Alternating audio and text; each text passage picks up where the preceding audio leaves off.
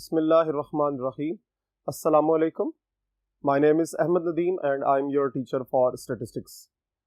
आज एक नया चैप्टर स्टार्ट करेंगे, चैप्टर नंबर 12, जिसका टॉपिक है एस्टिमेशन. चलिए बोर्ड की तरफ देखते हैं और नया चैप्टर स्टार्ट करते हैं. एस्टिमेशन को अंडरस्टैंड करने से पहले थोड़ा सा हमें फ्लैश बैक करना पड़ेगा और कुछ इंपॉर्टेंट टर्म्स को अंडरस्टैंड करेंगे.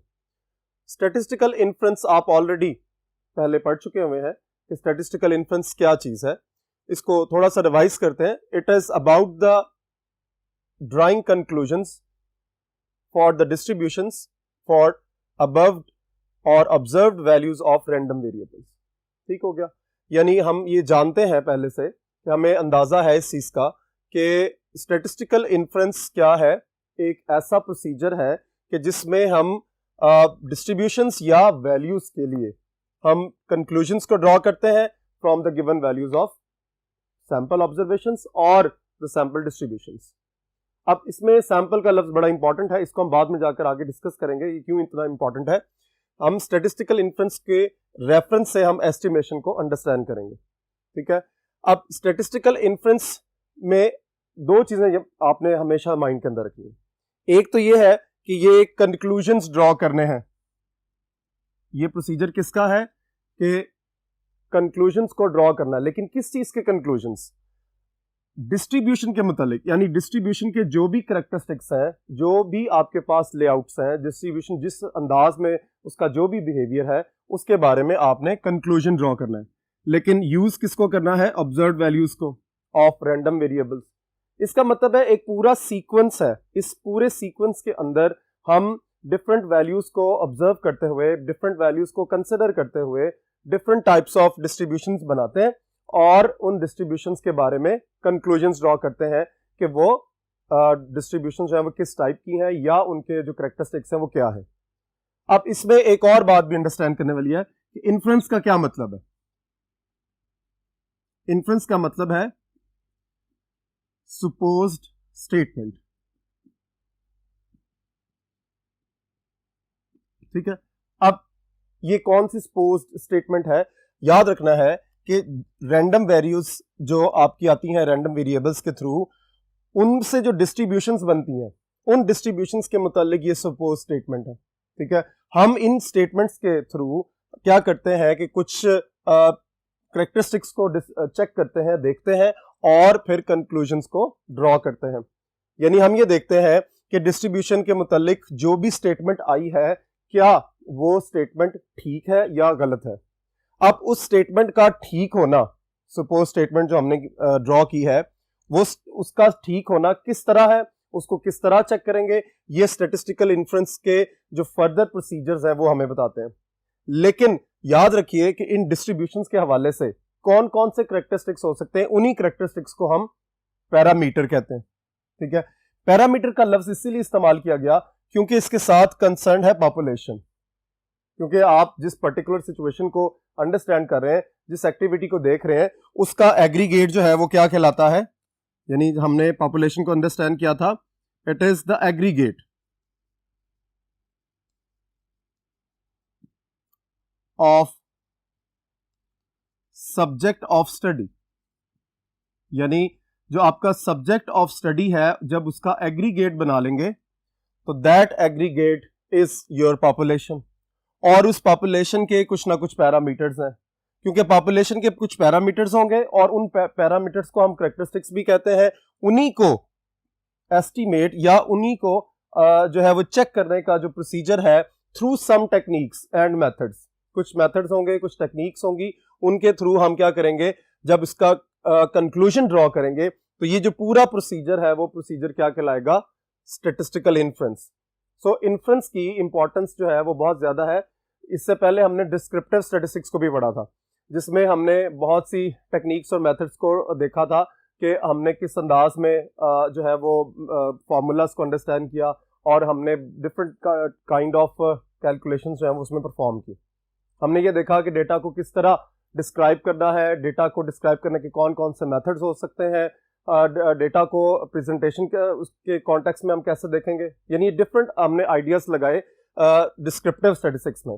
और अगला जो उसका फेज है स्टैटिस्टिक्स का वो है स्टैटिस्टिकल इन्फ्रेंस, और उसी के हवाले से अब ये आज डिस्कशन चल रही है कि स्टैटिस्टिकल इन्फ्रेंस क्यों इंपॉर्टेंट है।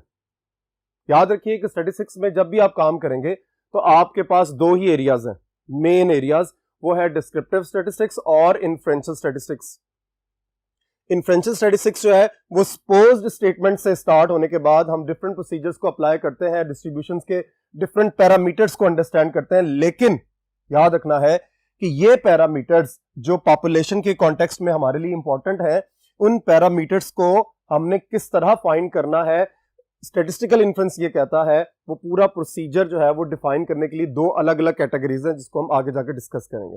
तो चलिए नेक्स्ट बोर्ड की तरफ और इस स्टैटिस्टिकल इन्फ्रेंस के मेन पॉइंट्स को मजीद डिस्कस करते हैं।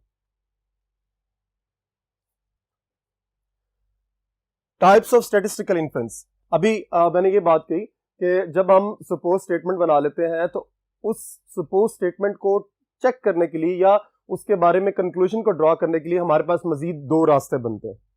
हमने पॉपुलेशन के पैरामीटर को एस्टिमेट करना है या पॉपुलेशन के पैरामीटर को चेक करना है या उनकी फाइंडिंग्स करनी है और उनके बारे में कंक्लूजन ड्रॉ करना है, तो हमारे पास दो रास्ते होंगे। एक है एस्टिमेशन, इसको आप जो है वो फर्दर भी अंडरस्टैंड करेंगे जो कि आज का मेन टॉपिक भी है, और दूसरा है टेस्टिंग ऑफ हाइपोथेसिस। ये हाइपोथेसिस जो है वो उसी इन्फ्रेंस के हवाले से इंपॉर्टेंट है। अब एस्टिमेशन और टेस्टिंग ऑफ हाइपोथेसिस दो रास्ते निकलते हैं, यानी ये दोनों रास्ते जो है वो स्टैटिस्टिकल इन्फ्रेंस के लिए हैं। आपने जब भी कंक्लूजन ड्रॉ करना है पॉपुलेशन के पैरामीटर्स के हवाले से, तो पॉपुलेशन के पैरामीटर्स के हवाले से आपने एस्टिमेशन को ऑप्ट करना है, ठीक है, या आपने टेस्टिंग ऑफ हाइपोथेसिस। दो आपके पास स्पेसिफिक टेक्निक्स हैं, दो आपके पास मेथड्स हैं। इन मेथड्स को यूज करने के बाद आप स्टैटिस्टिकल इन्फ्रेंस के उन स्टेप्स को फॉलो करेंगे, उन प्रोसीजर्स को फॉलो करेंगे कि जिसके तहत हमने अभी पढ़ा कि स्टैटिस्टिकल इन्फ्रेंस एक्चुअली क्या है, ठीक है। यानी आप टेस्टिंग ऑफ हाइपोथेसिस लगाएं, ये प्रोसीजर है एक पूरा, या आप एस्टिमेशन को ऑप्ट करें। दोनों सूरतों में आपने कंक्लूजन ही ड्रॉ करना है। दोनों सूरतों में आपने जो डिस्ट्रीब्यूशंस बनी है, जो कि रैंडम वेरिएबल्स के वैल्यूज के थ्रू जो डिस्ट्रीब्यूशन जनरेट हुई है, उन डिस्ट्रीब्यूशन के जो जितने भी प्रोसीजर्स होंगे वो या तो एस्टिमेशन के कॉन्टेक्स्ट में होंगे या वो टेस्टिंग ऑफ हाइपोथेसिस में होंगे। और एक्चुअली बेसिक मकसद क्या होगा स्टैटिस्टिकल इन्फ्रेंस के हवाले से, वो है पैरामीटर्स की जो उसके कैरेक्टरिस्टिक्स हैं उनके बारे में कंक्लूजन को ड्रॉ करना। अब स्टैटिस्टिकल एस्टिमेशन के नेक्स्ट हम लोग जब पढ़े, फर्स्ट जो एस्टिमेशन जो हम आज का टॉपिक भी है आपका chapter number 12, that is statistical estimation, और वो क्या है, the procedure of making judgement, यानी जजमेंट करनी है about the unknown value of population parameter. देखिए पॉपुलेशन हम ऑलरेडी इससे पहले ये डिस्कस कर चुके हैं कि पॉपुलेशन रियल लाइफ में आम तौर पर हमारे लिए काफी कॉम्प्लिकेटेड होती है और वो एग्जिस्ट नहीं करती, और उसकी वैल्यू भी फिर अननोन हुई। जब पॉपुलेशन की वैल्यूज एग्जिस्ट नहीं करेंगी तो उसके पैरामीटर्स को एस्टिमेट करना या उसके पैरामीटर्स के बारे में कंक्लूजन ड्रॉ करना काफी ज्यादा कॉम्प्लिकेटेड हो सकता है या काफी डिफिकल्ट हो सकता है। सो हम क्या करते हैं कि स्टैटिस्टिकल एस्टिमेशन के अंदर एक जजमेंट ड्रॉ करते हैं, एक जजमेंट बनाते हैं using the sample observations. This is the main की, यानी आपने पॉपुलेशन के पैरामीटर्स को एस्टिमेट करना है। याद रखिए ये पॉपुलेशन के एस्टिमेट बनाने हैं आपने, और यूज किसको करना है, सैंपल को। ठीक हो गया। अब पॉपुलेशन के पैरामीटर्स कौन कौन से हो सकते हैं, मीन भी हो सकता है, ठीक है, स्टैंडर्ड डेविएशन भी हो सकता है,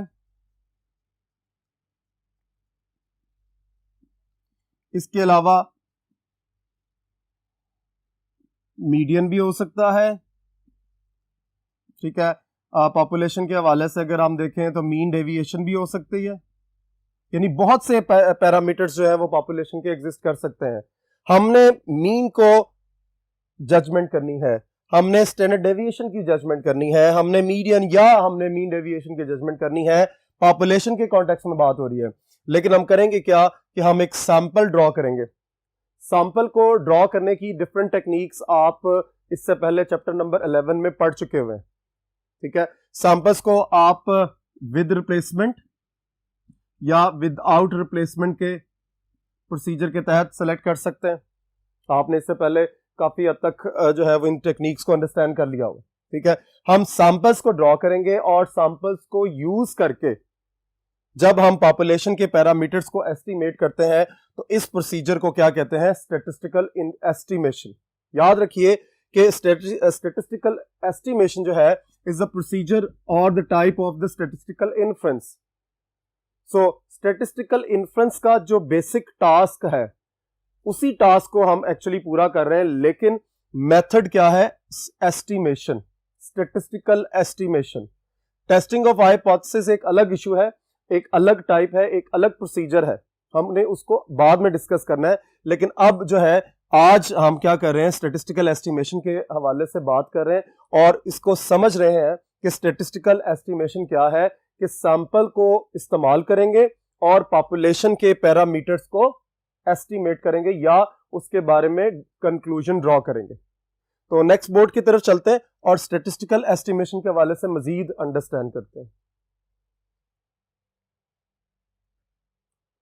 जी, in statistical estimation procedures provide the estimate with desired degree of confidence. ये बड़ा इंपॉर्टेंट पॉइंट है कि इस पर्टिकुलर फेज या टाइप ऑफ स्टैटिस्टिकल इन्फ्रेंस के अंदर कुछ ऐसे प्रोसीजर्स हैं, कुछ ऐसी टेक्निक्स हैं जो कि हमें एस्टिमेट्स प्रोवाइड करती हैं। एस्टिमेट्स का मतलब कुछ कैलकुलेशंस हमें जो है वो कैलकुलेशंस नजर आती हैं या आप लोग कैलकुलेट करते हैं with desired degree of confidence, यानी आपकी जितनी डिजायर्ड है उसी डिजायर के हवाले से डिग्री ऑफ कॉन्फिडेंस आप जजमेंट को ऑप्ट कर लेते हैं, देख लेते हैं। यानी आप अपनी मर्जी से अपना कॉन्फिडेंस जो है वो बिल्टअप करते हैं और फिर उसके एस्टिमेट्स को कैलकुलेट करते हैं। डिग्री ऑफ कॉन्फिडेंस और degree of freedom can be controlled, यानी इसको आप फ्रीडम के बजाय, क्योंकि वहां पर कॉन्फिडेंस लिखा है तो इसलिए इसको यहां पर कॉन्फिडेंस ही रहने दें ताकि आपको एक ही लफ्ज से अंडरस्टैंडिंग बिल्टअप हो जाए। यानी वो जो आपकी कॉन्फिडेंस की डिग्री है वो कंट्रोल हो सकती है। ठीक है, अपनी मर्जी से उसको ज्यादा या कम कर सकते हैं और वो ज्यादा और कम कैसे होगी, बाय कंट्रोलिंग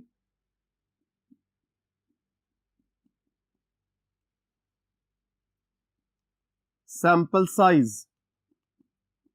यानी आप सैंपल साइज को कंट्रोल करके भी अपने डिग्री ऑफ कॉन्फिडेंस को कंट्रोल कर सकते हैं। कैसे, यानी यहां पर इसका मतलब यह है कि आप एन, सैंपल साइज को आप क्या कहते थे, स्मॉल एन, एन अगर लार्ज हो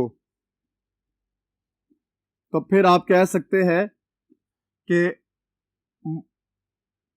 ग्रेटर एक्यूरेसी। यानी अगर आप सैंपल साइज लार्ज लेते हैं तो आपकी एक्यूरेसी ग्रेटर होगी, ज्यादा होगी, और अगर आप एन को स्मॉल रखते हैं तो फिर आपकी लेसर एक्यूरेसी बिल्टअप होगी। यानी इसका मतलब यह हुआ कि आपकी रिक्वायरमेंट के मुताबिक आप अपने सैंपल साइज को ऑप्ट करेंगे।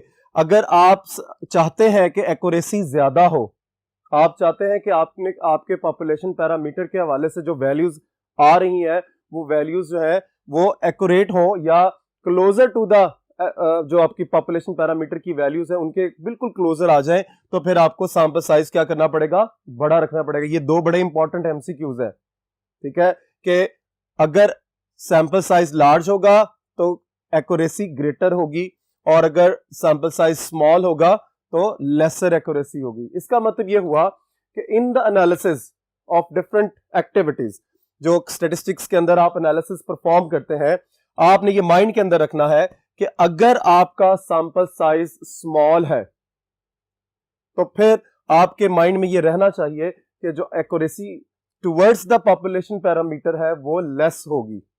ठीक है, अगर आप उसको इंक्रीज करना चाहते हैं तो आपको सैंपल साइज बड़ा रखना पड़ेगा, ज्यादा लेना पड़ेगा। यही वो बात है, by confidence degree of confidence can be controlled. यानी आपके अपने हाथ में है कि आप किस तरह उसको कंट्रोल कर सकते हैं। दूसरा जो पॉइंट है कि डिग्री ऑफ कॉन्फिडेंस कैसे कंट्रोल की जा सकती है, दूसरा पॉइंट है by using appropriate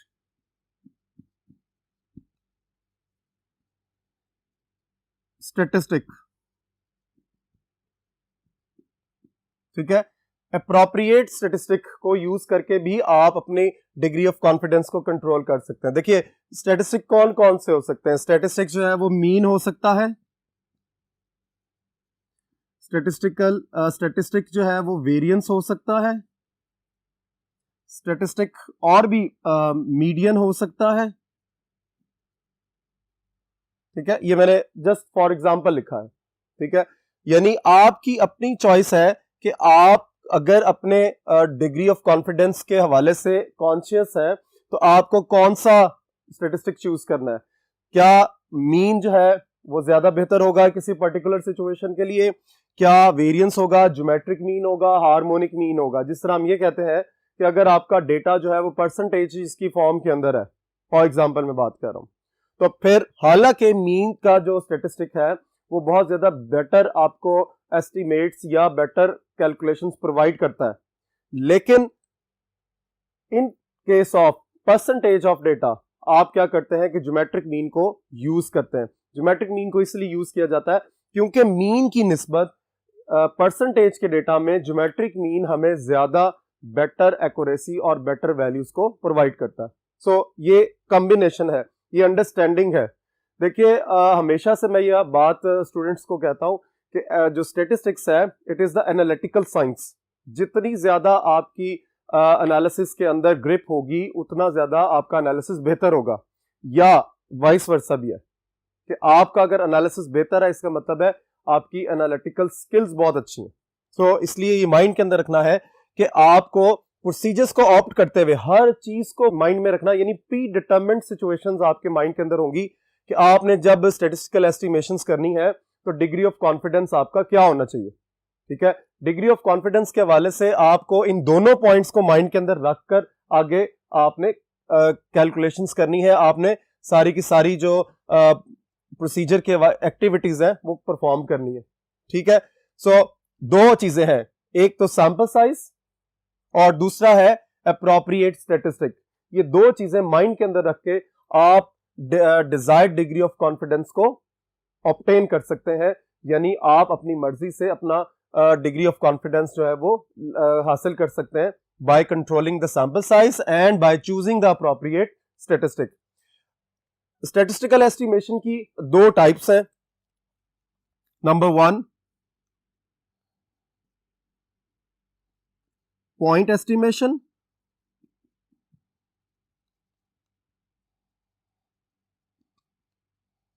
and number 2 interval estimation.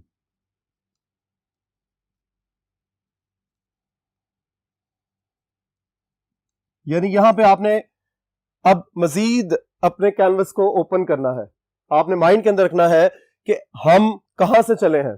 हम चले हैं इन्फ्रेंशियल स्टैटिस्टिक्स से। इन्फ्रेंशियल स्टैटिस्टिक्स की दो मेन जो है वो ब्रांचेस हैं, या आप यूं कह सकते हैं टाइप्स हैं, जिसमें से एक टाइप जो है वो स्टैटिस्टिकल एस्टिमेशन है।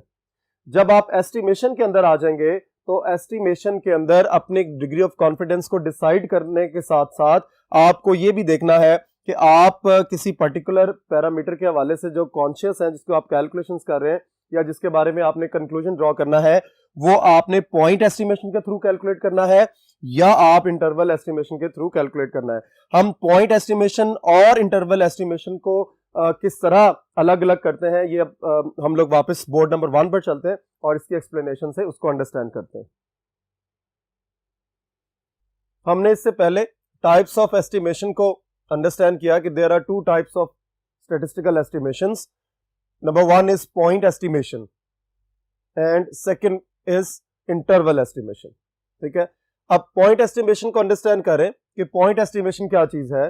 Point estimation is a single number from the sample, यानी सैंपल ऑब्जर्वेशन से जब हम एक सिंगल नंबर को कैलकुलेट करते हैं तो उसको हम कहते हैं पॉइंट एस्टिमेशन। देखिए पॉइंट क्या चीज है, इसको आप जनरल वे में भी अंडरस्टैंड करें। पॉइंट एक छोटा सा नुक्ता है, ठीक है। इसका मतलब ये हुआ कि यहां पर जब हम पॉइंट एस्टिमेशन की बात करेंगे तो पॉइंट एस्टिमेशन एक ऐसा प्रोसीजर होगा कि जिस प्रोसीजर के तहत हम सैंपल से एक सिंगल नंबर या सिंगल न्यूमेरिकल वैल्यू को ऑब्टेन करेंगे, ठीक है। वो प्रोसीजर क्या है, वो क्या प्रोसेस है, वो एक अलग इशू है। हम सिर्फ ये बात कर रहे हैं कि what is point estimation. So point estimation is a procedure by which we find a single number from the sample, यानी सैंपल्स को ड्रॉ करने के बाद, ये वही सैंपल्स हैं जो हमने सैम्पलिंग टेक्निक्स के अंदर लास्ट चैप्टर में अंडरस्टैंड किए थे। यानी सैंपल्स को ड्रॉ करने के बाद अगर हम हर सैंपल से सिंगल न्यूमेरिकल वैल्यू या सिंगल नंबर को कैलकुलेट करते हैं तो हम जो है वो पॉइंट एस्टिमेशन के प्रोसीजर के अंदर इन्वॉल्व है, ठीक होगी बात। अब पॉइंट एस्टिमेशन के फर्दर जो रास्ते हैं कि कौन कौन से प्रोसीजर के तहत फर्दर हमने इसके कंप्लीट करने हैं स्टेप्स को, तो वो है पहला पॉइंट एस्टिमेटर। याद रखिए कि पॉइंट एस्टिमेशन एक प्रोसीजर है कंप्लीट, और पॉइंट एस्टिमेटर जो है वो है सैंपल स्टैटिस्टिक। अब सैंपल स्टैटिस्टिक को भी हमने लास्ट चैप्टर में अच्छे तरीके से अंडरस्टैंड किया था कि स्टैटिस्टिक कौन कौन से हो सकते हैं। हमने लास्ट चैप्टर में sampling distribution of different statistic calculate की थी। हमने like sampling distribution of mean, sampling distribution of proportion, sampling distribution of difference between proportion, sampling distribution of difference between mean.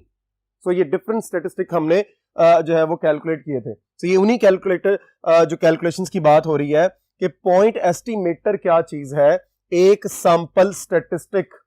वो मीन भी हो सकता है, वो वेरिएंस भी हो सकता है, वो प्रोपोर्शन भी हो सकता है। सो अब ये जो सैंपल स्टैटिस्टिक है ये both a function and a random variable with the probability distribution, यानी ये रिप्रेजेंट करेगा फंक्शन को भी और रैंडम वेरिएबल को भी, जिसकी प्रोबेबिलिटीज जो है वो हमने कैलकुलेट की है या हमने प्रोबेबिलिटीज को फाइंड कर लिया। आपको सैम्पलिंग का प्रोसीजर जो है वो माइंड के अंदर रखना पड़ेगा कि ये प्रोबेबिलिटी डिस्ट्रीब्यूशन जो है वो किस तरह बन रही है, ठीक है। सो इसका मतलब ये हुआ कि एस्टिमेटर के लिए जरूरी है कि वो एक फंक्शन भी हो और वो random variable with probability distribution भी हो। और हमने इसकी नोटेशंस को भी माइंड के अंदर रखना है कि जो पॉइंट एस्टिमेटर है, आप ये भी कह सकते हैं कि पॉइंट एस्टिमेटर एक फॉर्मूला है, ठीक है। लाइक अगर मीन के हवाले से मैं बात करता हूं तो मीन जो है वो क्या है, एक्स बार, ठीक है। इसका फॉर्मूला क्या था, सिग्मा एक्स ओवर एन, यानी वो रास्ता जिस रास्ते के तहत हमने पॉइंट एस्टिमेशन करनी है, दैट इज पॉइंट एस्टिमेटर, यानी जो एस्टिमेट करने वाला, आप इसको इस अंदाज में भी कह सकते हैं। सो हमने जो पॉइंट एस्टिमेट करना है वो क्या करना है, मैं एग्जांपल के तौर पे बात कर रहा हूं, एक्स बार के थ्रू हमने इसको कैलकुलेट करना है, मैंने एग्जांपल की है। अच्छा जी, क्योंकि ये फंक्शन भी है और इसके पास फर्दर आगे जाकर इसकी प्रोबेबिलिटी डिस्ट्रीब्यूशन भी जनरेट होती है। इसकी नोटेशंस में कैपिटल टी और कैपिटल यू हम लिखते हैं आमतौर पर, ये और भी वैल्यूज हो सकती हैं और भी इसकी नोटेशंस हो सकती हैं। तो फॉर एग्जांपल अगर टी आपका एक एस्टिमेटर है, फॉर्मूला है, याद रखना, आपने ये हिंट रखा मैंने अंडरस्टैंड करने के लिए, ठीक है। सो टी अगर आपका एक एस्टिमेटर है जो कि फंक्शन है जी का, और आपके पास जो रैंडम वेरिएबल है वो x1 x2 till xn different values के साथ वो एग्जिस्ट कर रहा है। नेक्स्ट है आपके पास पॉइंट एस्टिमेट। याद रखिए एस्टिमेटर क्या है, फॉर्मूला, और एस्टिमेट क्या है, एक स्पेसिफिक वैल्यू। यानी जब हम इस पर्टिकुलर फॉर्मूले में कुछ कैलकुलेशंस करते हैं और कैलकुलेशन करने के बाद जो आंसर एग्जिस्ट करेगा, that answer is actually the point estimate, इसीलिए इसको कहा गया स्पेसिफिक वैल्यू, ठीक है। आप इसको सिंगल वैल्यू भी कह सकते हैं, क्यों, क्योंकि ये पॉइंट एस्टिमेशन के प्रोसीजर के अंदर आ रही है। सो इसका मतलब है कि एस्टिमेटर के थ्रू जो सिंगल वैल्यू आप ऑब्टेन करेंगे, that single value is known as point estimate, ठीक है। और उसकी नोटेशन जो है वो स्मॉल टी और स्मॉल यू से डिनोट करते हैं। होप आज का लेक्चर आपको यहाँ पर अच्छे तरीके से क्लियर हो गया होगा। इन टर्म्स को जो आज के लेक्चर में हमने अंडरस्टैंड की है, इनको अच्छे तरीके से रिवाइज करें, क्योंकि इन्हीं टर्म्स ने फर्दर आगे जाकर न्यूमेरिकल क्वेश्चंस में इस्तेमाल होना है। अपना और अपनी फैमिली का ख्याल रखिए। इंशाल्लाह नेक्स्ट लेक्चर में मुलाकात होगी। अल्लाह हाफिज।